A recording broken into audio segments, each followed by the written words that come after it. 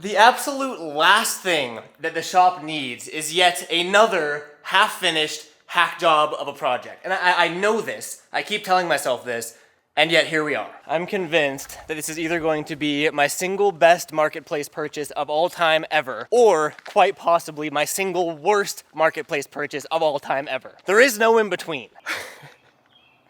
It brings me joy just looking at it. Is it time for the reveal? I'm gonna show you what I've gotten myself into, but you gotta hear me out. Okay, let me explain. I don't even know how I'm gonna get this thing off the trailer.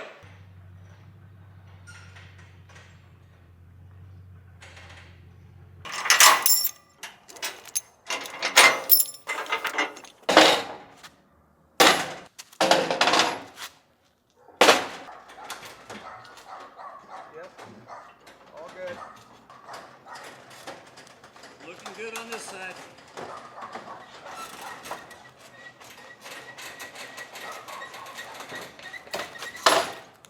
Ladies and gentlemen, here she is. My dad and his friend came over to help me get it unloaded because, as you can tell, it doesn't start. I didn't even know if it had brakes, and I was really scared to unload it myself because the entire driveway here is a downward slope. So if it didn't have brakes, very bad things would have happened. Just meow, or meow.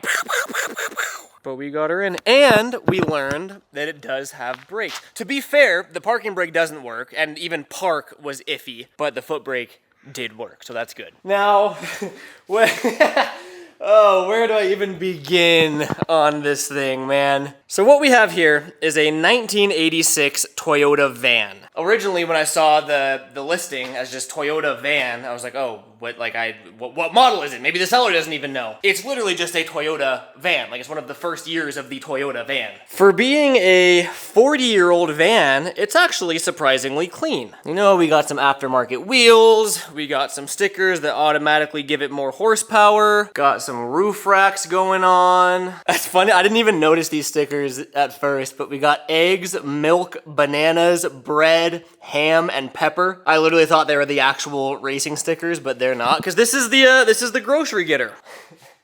I don't even know where to begin with this. There's probably two responses, two emotions you guys, the viewers, might be feeling so far in the video. The first one, which is very valid, is like, dude, that's a sick van. Hell yeah, I hope you got a good deal on it. Like, cool, this will be fun. The second is like, okay, why did you get a van? Both very valid feelings. So this is where things get fun.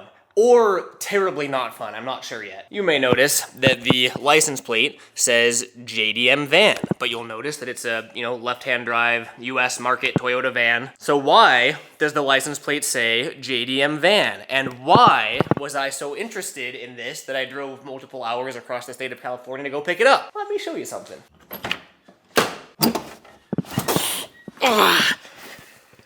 Yeah, that is a 2JZ GTE from my Toyota Aristo overseas. Let me walk you through what really happened, because this wasn't supposed to happen. As you may remember, if you watched the last video, we got the S14 back from the body shop. The good homie Kyle worked some magic on the entire rear end of the car. It's not 100% done yet. Either need to fix or replace the wing, obviously get everything painted, but like metal work body-wise, all of the panel gaps and everything, like it is good as new in that sense. Because it needs paint though, exterior paint, I got to thinking, I was like, well, if we're gonna paint the exterior of the car and go through all the effort of prep and everything, it only makes sense to paint the engine bay, because this is still the factory engine bay. It's never been painted. And obviously to paint the engine bay, we have to pull the engine, and then that got me to thinking, this is a tired KA with over 200,000 miles on it and not the best compression, but if we come over to the S13,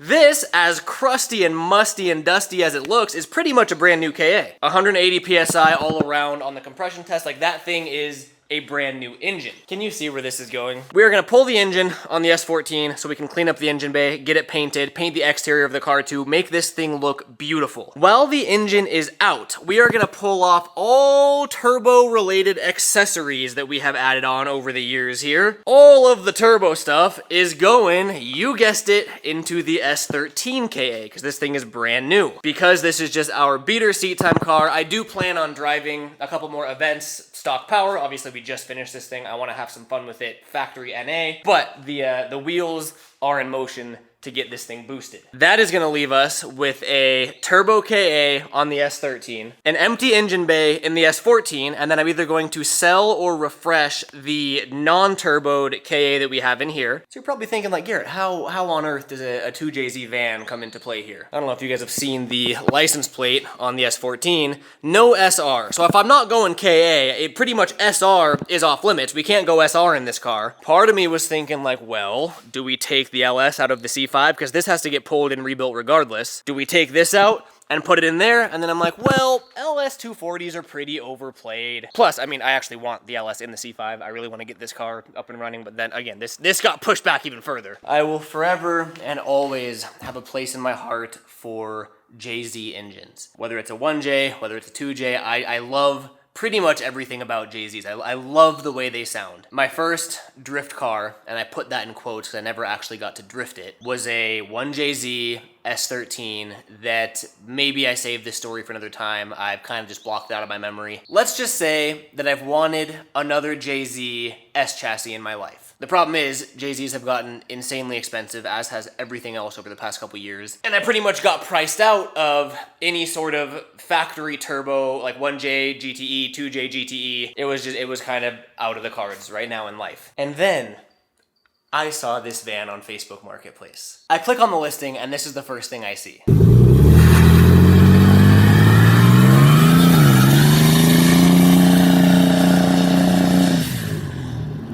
I start scrolling through the description. The first thing I see, 1986 Toyota van, 2JZ GTE swapped, currently non-op. $3,500.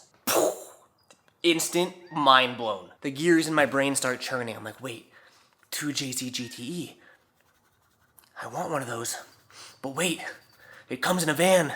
Wait, this could be cool. It was such a good deal that I literally just could not pass it up. Even if it was just for the engine alone, we don't need the transmission, we don't need the van, we don't need anything, just the engine alone, it was a good deal. I got to messaging the seller, we were talking back and forth for quite some time. I go and see it in person, we get to talking in person. It's his life, it's not my story to tell, so I don't want to like overshare on his behalf, but long story short, he had this van, he blew up the engine, him and his friend wanted to do something really interesting and unique, and 2JZ swap it. To their knowledge and to my knowledge, this is the only 1986 Toyota van 2JZ GTE swapped in the world. And then unfortunately, he was in an accident and was no longer able to finish the build. He said that he would love to sell it to someone that would finish the build as opposed to just take the engine out for a normal swap. He also made it clear that he would not be offended if I did just pull it out and put it in the S14 or something. But that pretty much solidified it to me that I want to fully finish this 2JZ GTE Toyota van. Will it be a drift van? Will it be a drag van? Will it ever even run? We don't know. This is, I got into this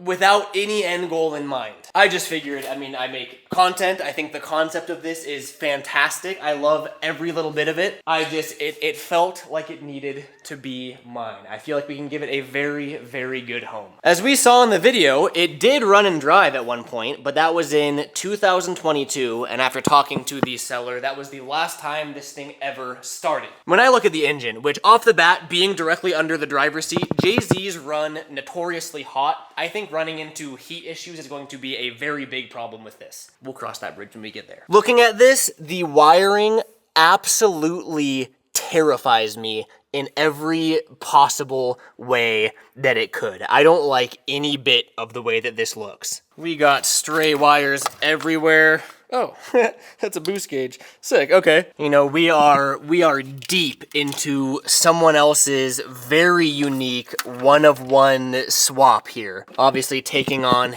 anyone's project is a little intimidating because it's not yours. You don't know how anything was done. But with something this unique, it is extra intimidating. Now, come on. The van is packed full to the brim of just stuff. I don't even know what is in this van.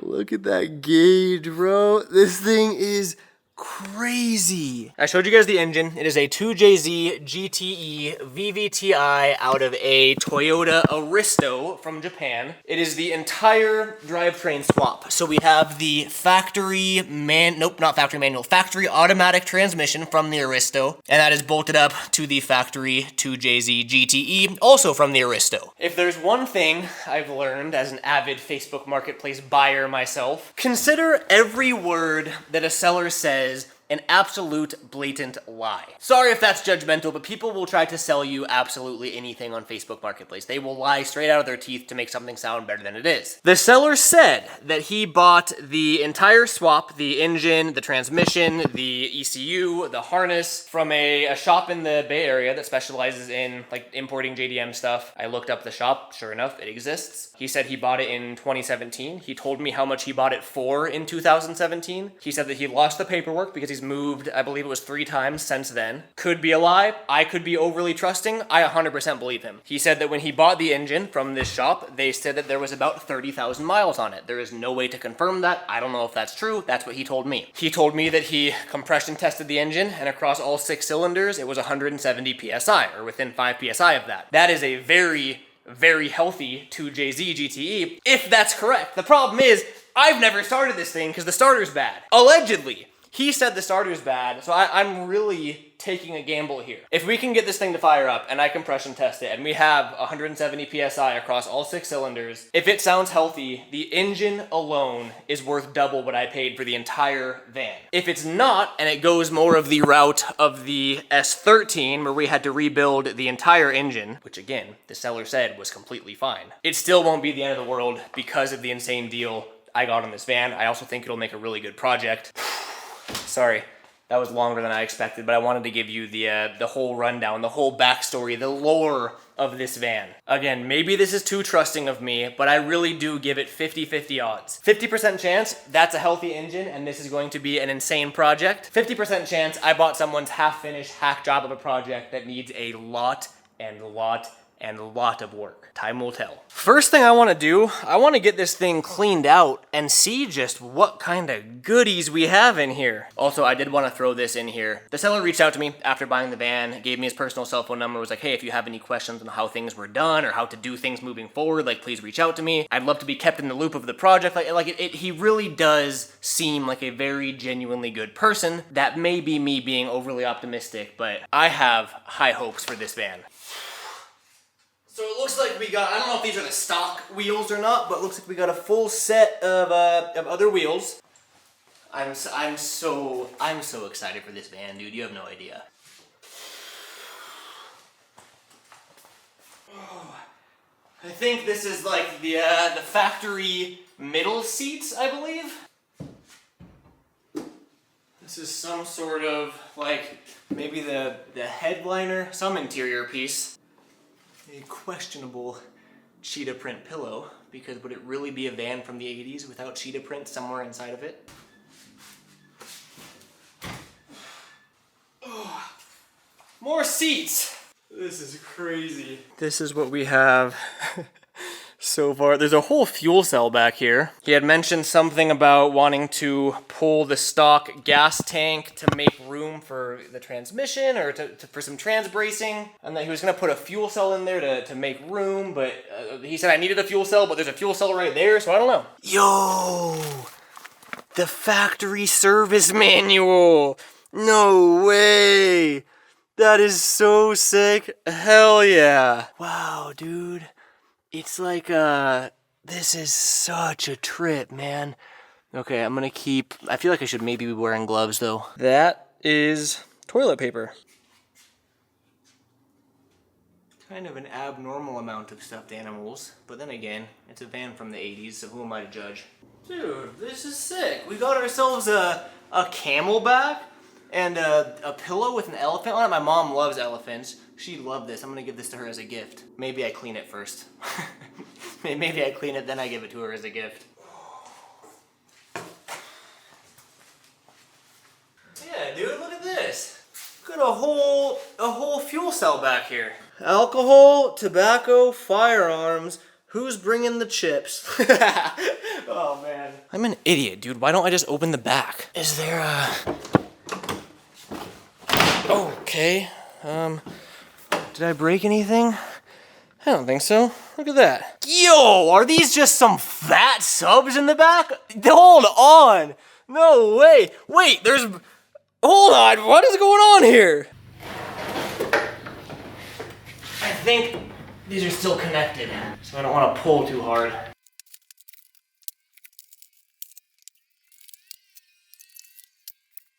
Okay, there she is. We are getting somewhere now. This is the collection of everything we got out of the van. Got all of the factory seating, plus some stuffed animals and whatnot. The fuel cell, this looks like an interior trim piece of something. We got the wheels, another trim piece. Some miscellaneous knickknacks down here. Oil pressure gauge, factory service manual, and ECU. I wonder if this is so this is probably the stock ECU from the van. And then we got just more miscellaneous stuff, all of which I'm gonna keep for now. And then we have the rear sub and amp setup, and then we got this sub and amp setup. Look at that, we got some Alpine Type R's in here. Dude, check us out. This is looking pretty gnarly. So I think I'm just gonna pull the interior up, to be honest. Oh boy, what is that? Was that to fit the engine? Okay, yeah, I'm gonna pull the rest of the interior, I think.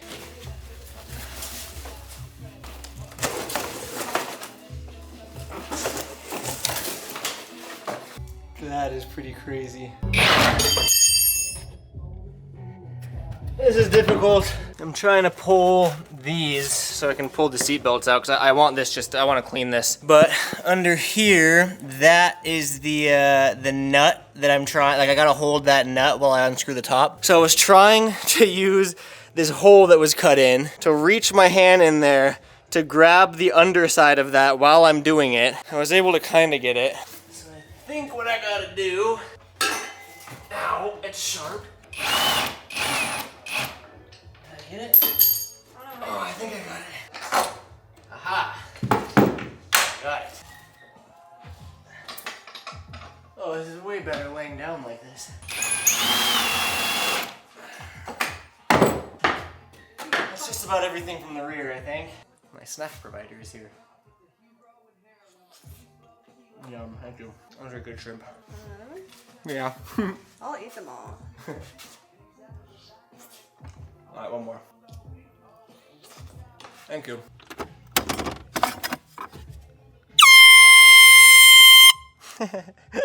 I'm leaving that in there for sure. The deeper I get into this thing, the more and more excited I get. This is crazy. Fully got the interior out, got the entire back of the van, cleaned out. I haven't swept or vacuumed or anything. Also, I don't know anything about this van. Like, I know nothing about vans, period. I don't know what's factory, I don't know what's aftermarket. Gonna go out on a limb and assume that that's aftermarket. Like, I'm assuming that was some sort of contraption to fit the 2J in here. I pop this open and there's just there's an intake. It's such a trip, dude. Little first aid container.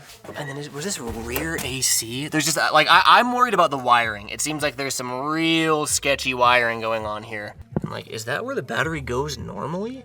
It's just that it's such a trip. And like, maybe that's where they're planning to do the fuel cell, or I don't know. I have a feeling that, the deeper we get, the more questions I'll have. Did my best to clean up the front, but again, we have a lot of wire. This is all speaker stuff, but a whole lot of loose stuff that is very intimidating to someone like me, whose least favorite thing about cars is wiring. I think we're gonna get this thing up on the lift and see how they got this 2J in here.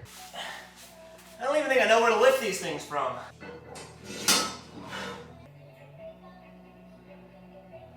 I think that's right. Wheels are off the ground. I got again, I'm not sure I got the right lift points. I mean, that one I'm pretty confident on. And then that, yeah, no, we're good. Give her the old shake test. All right, up she goes. Okay. Whoops. I definitely hit the light there. I don't know why I left that open, whatever. All right, this is gonna be my first time looking under the car. We'll see just how hacked together this is. Keep in mind that I know nothing about vans, but what I do know is that that transmission doesn't belong here and that engine doesn't belong here. I wonder if the drive shaft being at an angle is like, I've only ever seen parallel drive shafts. Like, I wonder if that is that normal? So then this is the stock fuel tank, which you can see is cutting it very. Oh, I understand now. So this is the little bootleg trans mount that they did. They were saying, oh, and by the way, when I keep saying they, it's the owner, the seller that I bought it from, and then his friend is like the mechanic that helped him with this. The arrow on the drive shaft. Where I was going with that though is they did say that there's like it shakes under load, which, you know, could very well be drive shaft related. He seemed to think that it needed better trans bracing, which is why they got the fuel cell, because they were gonna get rid of this to make a better trans brace. And then there's our exhaust, just straight out. There's a turbo. There's a turbo in my van. How did they even get this thing like mounted, dude? I definitely see some wetness under there. I wonder if that's a front main leak or something. A lot of this is a mystery. So there's our radiator that really does not get any airflow. And then that's, I think he said it was an eBay intercooler. Just seeing an intercooler on a van is crazy. It's just, it is such a trip. Look at that intercooler piping. That's my van. I would absolutely love to get this thing started for so many reasons. So, I mean, let's go through the basics. It feels so crazy to have to lift up the driver's seat to access the engine. Let's check the oil. Oil looks great. Actually, it looks fantastic. Up next, I wanna just manually crank the engine and make sure everything feels smooth. We're hoping there's not like gunk built up or anything in there. Okay, we are hoping for smooth sailing. Imagine it doesn't even spin at all. Feels good. Yeah, I don't feel, I'm trying to feel like any, because right now that the pistons are doing their thing, and I'm feeling for any like roughness or grinding would be bad if it's like sticking on something. That all feels really good. Yeah. I'm happy with that. Very happy with that. Okay, let's check fuel. Up next, by the way, the homie Doug just pulled up. I've been texting about, I told him I was gonna get the van and he's been wanting to check it out ever since I picked it up. What are your thoughts on this thing? It's incredible. It's insane, huh? I'm blown away. It is so unique. One of a kind for sure. For real. We are going to check the fuel. I will say before I bought it, we tried to start it, and the fuel pump did prime, which means that if the fuel tank was rusted or, you know, the fuel's bad, which I'm sure the fuel's bad, it already kind of went through the system. So I'm really hoping that we don't find rust in the fuel tank. But did notice that there is a drain plug here. So I think we're just gonna crack this open, let it pour into a cup, and just, you know, check the gas. I'm sure the fuel itself is gonna be bad, but like we should still be able to get it to fire. We're mainly just hoping there's not rust right now. All right, no idea if this is gonna go smoothly. It's probably not. Got a bucket underneath. I have like a half-gallon bucket, and I have no idea how much fuel is in here. The main thing is this wants to, because I think if there is rust, it would all show itself, you know? Or we're just gonna wear it. Right. Okay, here it comes. You ready? Yeah. Okay, 3. Oh, here we go. Oh, yeah. All right. Actually, it doesn't. I have fuel in my shirt. It is seeping down my arm into my armpit. It is completely everywhere. I have fuel everywhere. It is inside my clothes. I just took a bath in gasoline, and it smells pretty gnarly. It does. It smells old. Looks pretty rust-free though, huh? It does. I'm gonna go wash this off. It just looks old. Yeah. Fuel is old. It smells old. It looks like a very dehydrated piss. To be fair, this cup was dirty, so it wasn't that gnarly. But rust-free. I don't have any gas here, so we're just gonna run it on old fuel to see if we can get to start. The seller said the starter was bad. I've talked to a couple of my Jay-Z homies, and they've said that the Jay-Z starters don't usually go bad. Given the wiring that we saw, my friends seem to think that it's a wiring issue, and I'm pretty much on their side here. So we are going to test the starter, or jump the starter, with the car battery from the 240 and some jumper cables. Wow, it smells like fuel in here now. It smells insane. I was joking with my homie Steven. I think I've talked about Steven a lot on this channel. He is my car guru. He's taught me everything I know about everything. So I was FaceTiming him earlier and he was showing me how to do this, and I was like, cool, I'm gonna do it off camera and then do it on camera and act like I know what I'm doing myself. So Steven, if you're watching this, thank you for teaching me how to do this. We're going positive to battery positive, and then we got the other end of the positive onto the big post on the starter, which I don't know if you guys can see anything down there, but just mark my words, it's on there. I'll ground it on a bell housing bolt. We got our little crackhead wire right here. It's just a wire that I stripped both ends of it, and we're jumping the starter. I'm putting one end into here, and I'm putting this end onto the positive, and if the starter is good, it should start cranking. We don't have the key in, so there's no fuel, so it shouldn't start. Starter's good. That means that we have a wiring problem somewhere, which is almost worse. That's not worse. Starters are expensive. So I think we can try to start it. Oh man, all right. Dog is getting the key in there. We were noticing that with the key out, everything is still on, so there's some funky wiring in here. It's funny because I can see it perfectly from my view, but you're doing it completely blind, so you can't see it. There it is. Sounds like a relay almost. Like a bad relay? Yeah. But for now, we can jump it. Yeah, let's try starting it. Doug's in there right now. We're looking at the fuel pressure regulator, and it's reading 0, so it's not getting fuel pressure, and we hear the fuel pump running right now. Maybe when we crank on it, it'll... I mean, maybe, but it should be building pressure already, right? Yeah, it should be bringing it right to this regulator. Right. I mean, we'll try cranking it and see if anything happens, but... We can also spray it. If it doesn't do anything, we can shoot it with brake cleaner. That's true. Car spray. All right, let's crank it, see what happens. I don't really think I'm hopeful, because we should have fuel pressure right now. But the fact that the pump's still going is weird. Yeah, that gauge says 0. Yeah.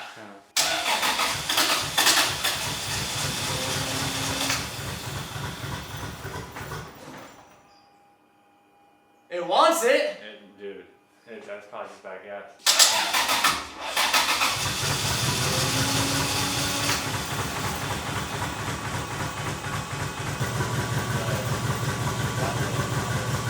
Gas pedal doesn't do anything?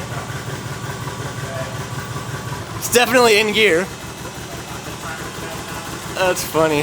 Huh? It's not misfiring as bad now. Right, yeah, she's coming alive. I cannot believe it. Oh, here she goes. She's waking up. I didn't film it, but right at the end, like after I stopped filming, the car was kind of sputtering and sputtering and sputtering. Then right at the end, it actually it woke up. We found out that the rear brakes don't work. We found out the gas pedal doesn't work. So there's a lot of things that don't work. But I'm thinking that maybe old fuel was just getting cycled, and I wanna try to jump it one more time and see if I can show you guys. It sounded like it was running good for a sec.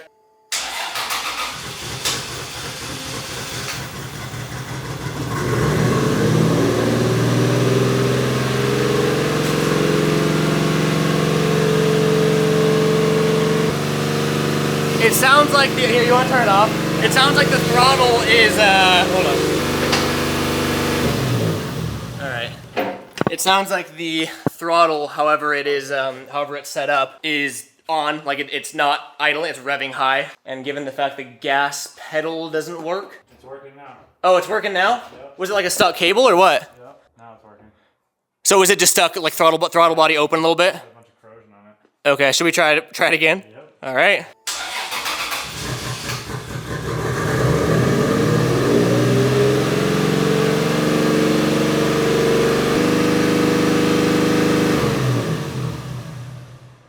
So it is still revving high.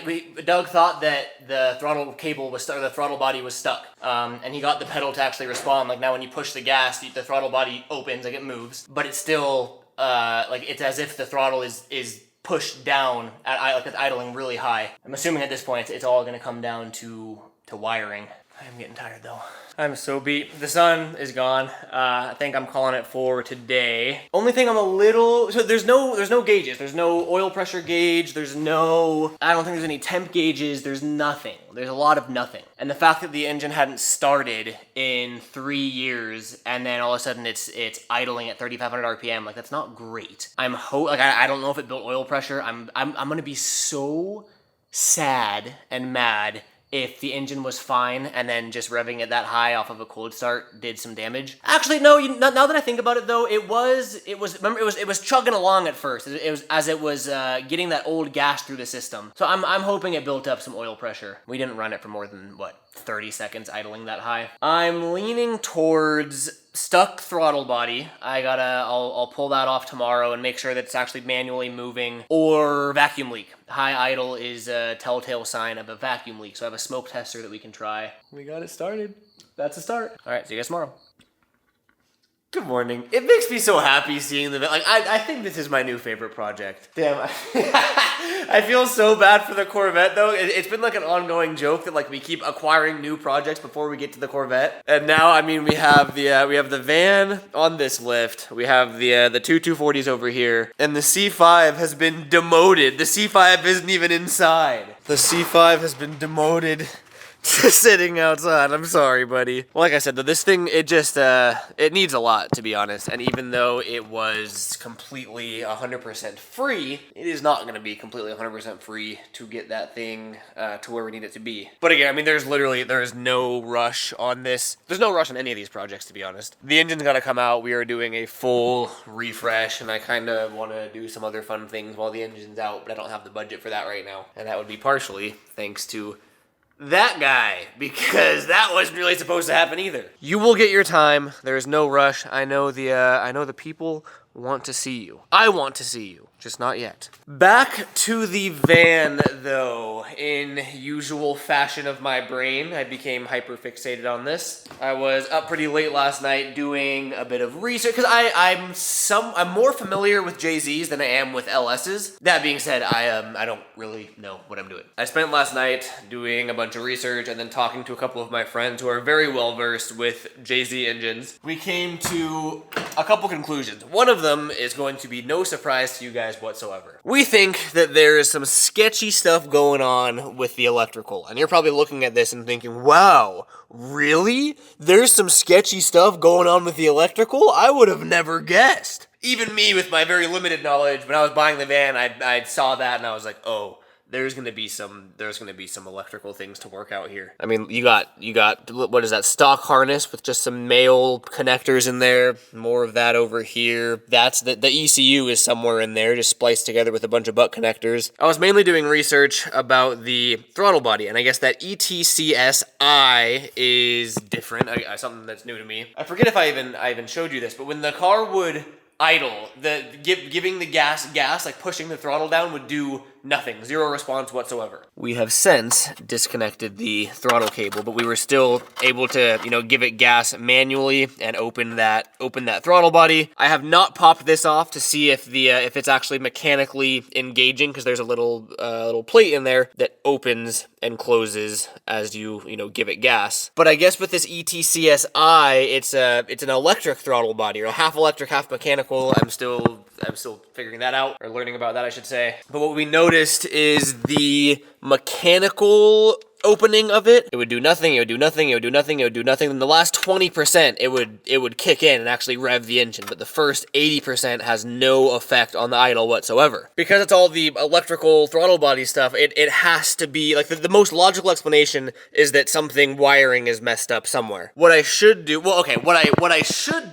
is do standalone ECU and big single turbo and have some fun with it, but we, again, don't have the budget for that right now. So we're kind of working with the stock Aristo ECU and the stock wiring and trying to make this work. And then not to mention, the fuel pressure regulator never read anything besides 0 PSI, which means the gauge is possibly bad. That was interesting to me. The fuel pump seems to always be on if the key is on. Where like most fuel pumps, when you turn the keys, it'll prime, like the fuel pump will prime and then it'll shut off. With this, if the key's on, the fuel pump is on.